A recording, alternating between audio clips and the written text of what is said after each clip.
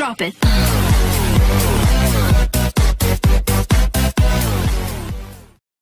Halo anak-anak, kembali bersama Ibu hari ini kita belajar tema 3, peduli terhadap makhluk hidup, subtema 2, keberagaman makhluk hidup di lingkunganku, pembelajaran yang ke-6.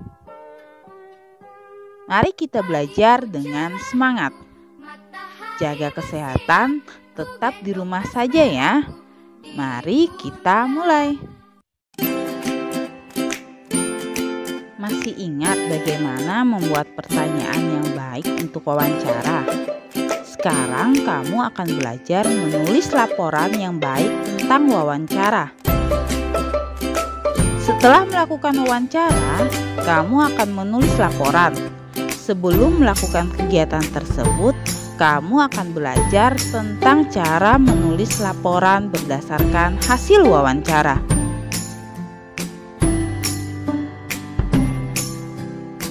Ayo amati contoh wawancara berikut. Ada apa? Oh, maaf mengganggu, Pak. Tete mau wawancara sebentar, boleh nggak? Boleh. Pak, Tete bingung nih. Banyak yang bilang tentang COVID-19 dan virus corona. Tapi Tete nggak tahu nih, itu artinya apa ya, COVID-19 dan virus corona itu? Oh, corona, COVID-19. Corona, COVID-19 itu sama. Karena COVID-19 itu kan singkatan dari corona, virus, disease 19. Dan 19 itu maknanya apa? Itu karena munculnya di tahun 2019. Jadi COVID-19, corona ya sama saja, bukan berbeda. Oh, jadi begitu. Virus corona itu sama COVID-19 itu jadi sama. Oh iya, Pak. Virus ini gimana ya bisa menyebar? Kan ada orang yang terinfeksi virus itu. Jadi nanti orang sudah terinfeksi ketika batuk atau bersin, nah itu tetesan air liurnya itu nanti akan terbang itu ke orang yang ada di sekitarnya. Jadi bisa melalui hidung ataupun bisa melalui mulut, seperti itu. Pak, orang-orang yang terkena virus ini itu tanda-tandanya itu seperti apa ya gejalanya? Tanda-tandanya ya, tanda-tandanya orang yang kena virus itu, virus corona maksudnya, itu tuh demam, badannya demam teh, kemudian batuk, terus satu lagi sesak napas, terus pegal-pegal, dan tidak nafsu makan, itu tanda-tanda. Ya. Pak, supaya kita tidak tertular, caranya gimana nih? Supaya kita tidak ketularan corona ya. Iya. Yang pertama ya kita harus menjaga kesehatan, kebersihan. Salah satunya ya rajin mencuci tangan, menggunakan masker ya. Kalau ketemu dengan orang menggunakan masker. Iya. Kemudian kita juga tidak mengunjungi negara-negara atau daerah-daerah yang sudah terkena wabah corona. Ya jangan coba-coba main ke sana. Kemudian juga kita tidak boleh ya atau menghindari hewan-hewan yang berpotensi menularkan corona. Pak, karena virus ini sudah merebak di banyak tempat, emang udah ada vaksinnya? Vaksin obat atau vaksin buat corona maksudnya. Iya.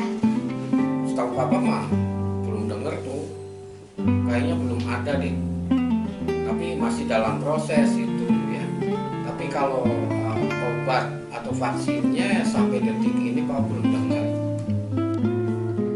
Pak, sekarang tuh banyak banget tentang istilah-istilah seperti yang berkaitan dengan virus corona. Misalnya itu seperti ODP, PDP. Itu artinya apa ya? Oh iya, ada istilah ODP, PDP ya. Iya. Di sana. Nah, teh kalau ODP itu singkatan dari orang dalam pemantauan. Ya, siapa saja orang-orang dalam pemantauan itu? Artinya orang-orang yang berpotensi begitu, atau dalam artian berpotensi dicurigai barangkali ya terkena atau bawa penyakit itu karena dia berasal atau baru pindah dari daerah yang terkena corona, tapi orang ini belum terkena corona, hanya dipantau gitu. Tuh, jadi ODP itu orang dalam pemantauan. Nah, bagaimana dengan PDP? Kalau PDP itu pasien dalam pengawasan, artinya orang ini sudah sakit ya. Jadi orang ini sudah sakit dan ada dalam penanganan pihak rumah sakit begitu. Seperti itu. Jadi itu. Iya. Makasih ya Pak, udah diwawancara. Iya, sama-sama ya. Nah, makanya sekarang saya harus jaga kesehatan ya. Jadi teman-teman, kesimpulannya adalah teman-teman jangan berkeliaran di luar sana dulu, jangan main dulu, jangan reuni, karena virus ini masih menyebar di banyak tempat, karena belum juga ada vaksin. Jadi stay at home, oke? Setelah melakukan wawancara, yuk kita coba membuat laporan wawancara.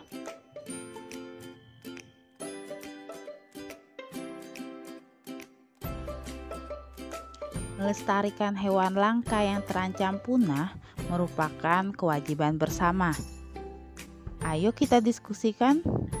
Sebelumnya, kamu telah mengetahui tentang hak dan kewajiban terhadap hewan yang ada di sekitar kita. Kita perlu menjaga keseimbangan dan kelestarian hewan-hewan tersebut untuk kelangsungan kehidupan di muka bumi.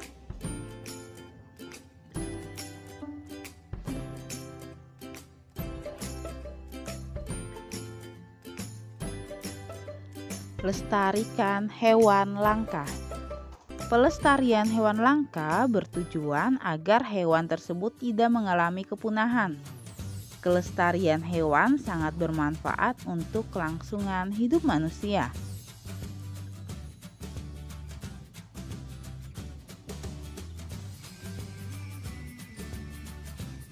Sebagai warga negara, kita mempunyai kewajiban dan tanggung jawab untuk melindungi dan melestarikan hewan-hewan langka.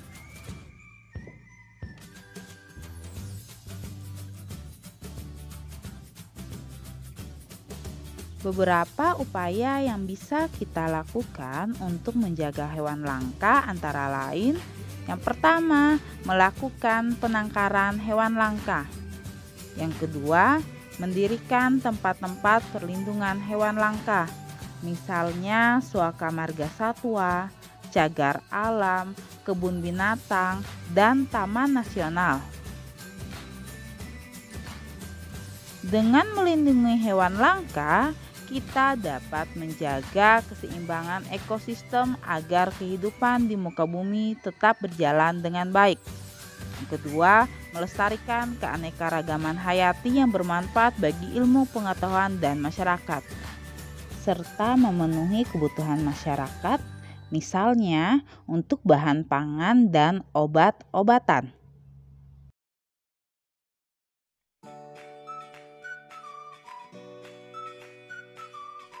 Baik anak-anak, demikian pembelajaran kita hari ini. Terima kasih telah menonton. Tetap semangat belajar ya. Sampai bertemu kembali di